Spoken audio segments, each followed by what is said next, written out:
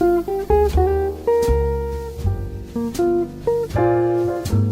welcome back to my channel. It's Noah. Last time we've talked about feng shui in ancient Chinese architecture in Foguang Temple. In this episode, I'll share more stories behind the temple, the people, and what I saw while traveling through rural China. So let's start the Shanxi series. Foguang Temple in Wutai County is really hard to get to by public transport. It's surrounded by mountains, kind of isolated. Honestly, I wouldn't recommend it to anybody unless you are driving yourself or you're an architecture nerd like me. There are only 2 buses a day from Wutai to a slightly busier town called Fanzhi. And to get to Fanzhi from Datong, I had to take another 4-hour bus at first.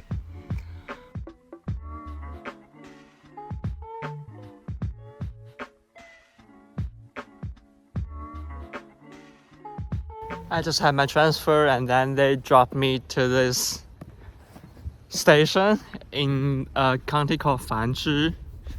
And it's probably because we only got 2 people transferred to that small county, and then the majority of people just drop off in this place.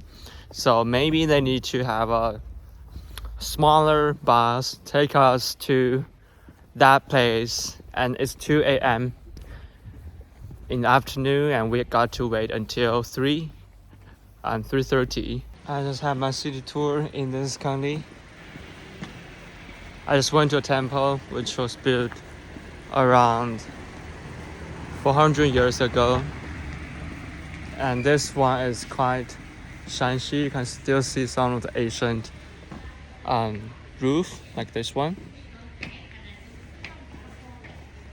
A lot of grandma and grandpa sitting on the stairs along the street, and people feel just quite cozy, and the life here is rather small. It's rather slow. Once I left the city and got into the countryside, everything slowed down. It felt inconvenient, but also like a good way to take a break and just observe life.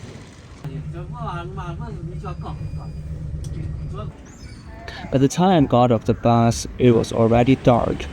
The next morning, I couldn't wait to take the only morning bus to the temple. Oh, and here's the interesting part.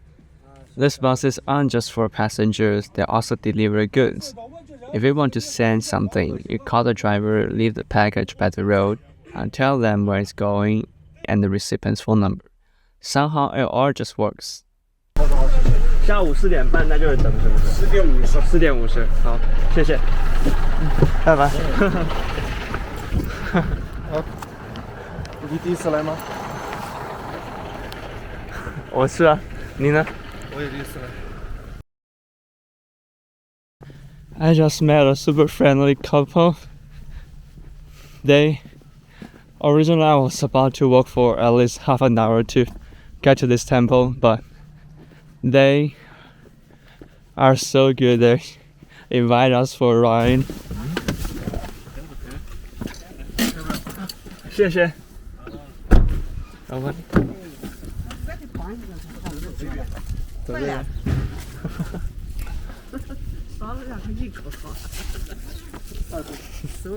你好，今天天气好好。旁边关注。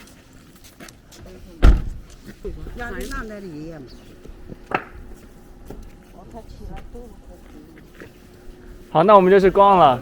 谢谢啊，谢谢。好，谢谢，拜拜。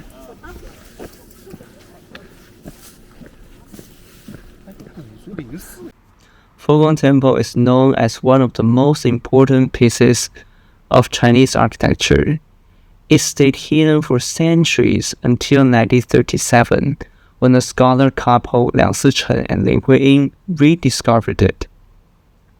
They've been looking for ancient Tang architecture for years without luck.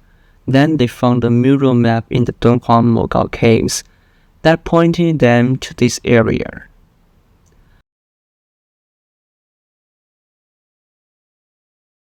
After a long journey, using everything from buses to donkey carts, they finally found Foguang Temple and confirmed it was from the Tang Dynasty, just before the World War II broke out. Finally, we arrived at Foguang Temple. I guess they just opened. I love it.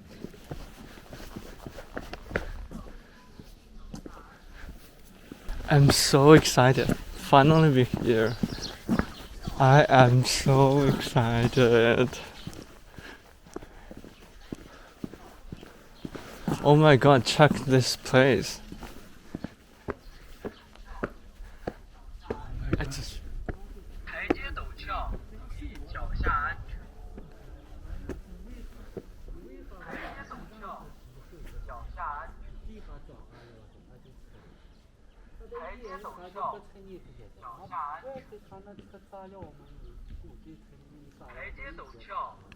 Look at those fantastic views.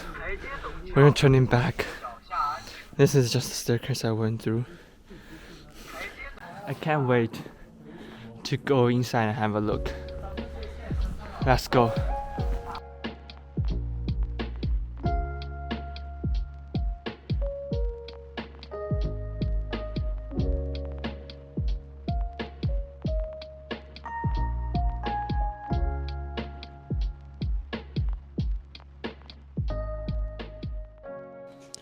Well, you can also see there are a lot of stripes.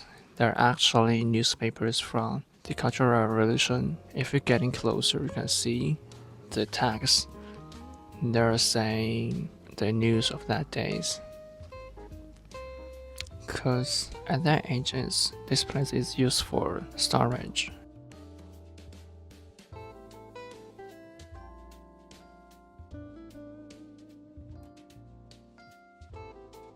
These days, Foguang Temple is not just for pilgrims.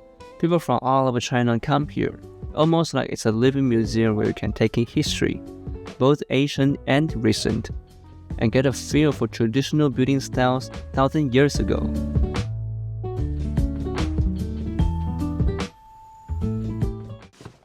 That's me compared to the entire room.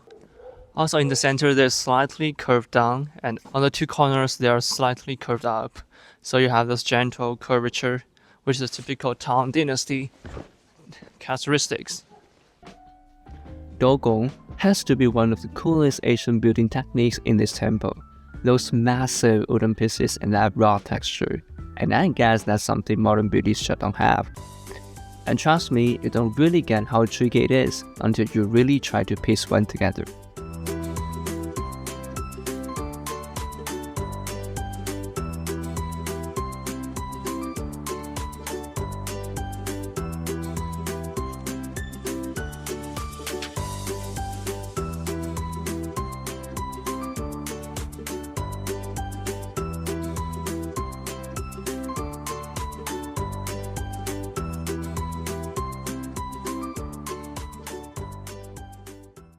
Nearby, there are other temples worth visiting, like No.1 Temple, the oldest one in China, along with Hongfu Temple and Yanqing Temple. But they're also pretty tough to get to. Before heading to Taiyuan to meet up with a friend, this detour gave me one last surprise. 啊，把我的包子围起来。包子也录一下。围起来我的包子。好，大很高。我打算这些要发到国外上去。是吧？啊，我特别喜欢你这个店。嗯。哦，那还是的呀。做的包子一个。做的好漂亮。嗯。这是什么馅的？有萝卜馅的，白菜馅的。这是什么？这是白菜。这是萝卜。萝卜。哦，胡萝卜。嗯。哦。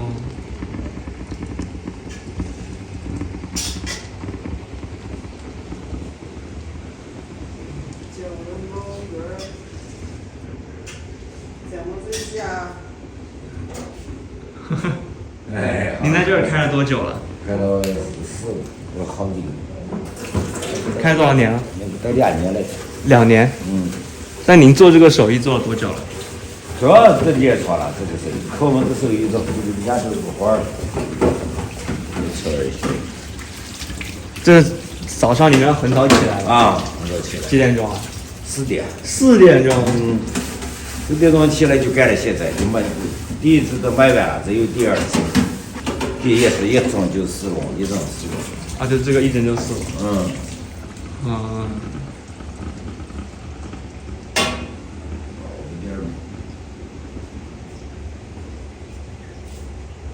这个店打理的好好。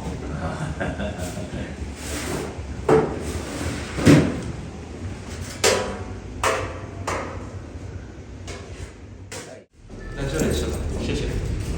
哇，好多。自己讲究。好，自己讲，这我们自己包起来，这可大了。自己包的。好。才吃一碗，有蒜吗？要。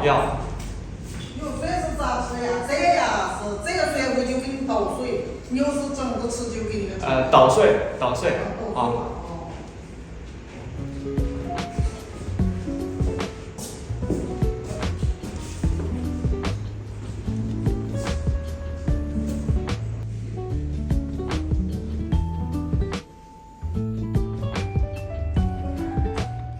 我糟了，我糟他妈灭了，我糟了，糟了以后你知道这个用来烧水的。不是，这加的。取暖的。这个煤是不是就当地的煤？不是，从外地拿过来的。外面拿过来的。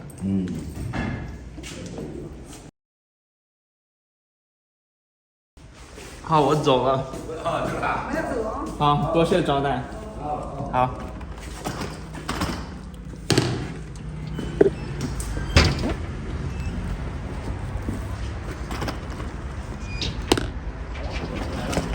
好，拜拜。On my way to the train station, I found a really interesting restaurant. Check out, they even don't have any names. It just said Baozi and noodle restaurant. It's quite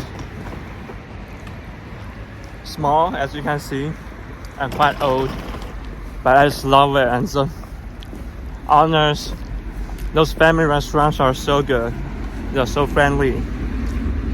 Let's go head on to my next station. 太原，悄悄。